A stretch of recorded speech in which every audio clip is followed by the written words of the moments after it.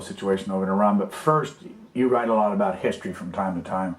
And one of the things that you write about is the Iraq War. And in one of your recent columns, you quoted Paul Wolfowitz. And we have a clip from the hearing that you wrote about was February of 2003. Watch this and give us your assessment now. Administration officials said the Pentagon's estimate of $60 to $95 billion for war and its immediate aftermath was certain to be eclipsed when the long-term cost of occupation, reconstruction, foreign aid, and humanitarian relief were figured in. President Bush was briefed on the war cost Tuesday and is scheduled to receive detailed budget scenarios in the next week or two, officials said. Is that an accurate account?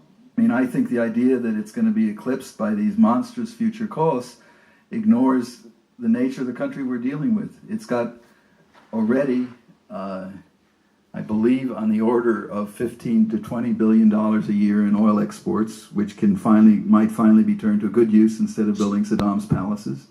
It has one of the most valuable, undeveloped sources of natural resources in the world, and let me emphasize, if we liberate Iraq, those resources will belong to the Iraqi people, but they will be able to develop them and borrow against them.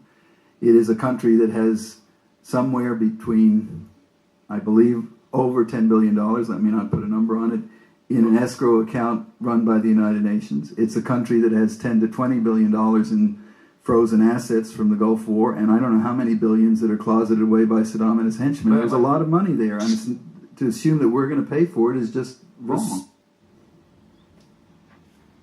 What do you think? Wrong.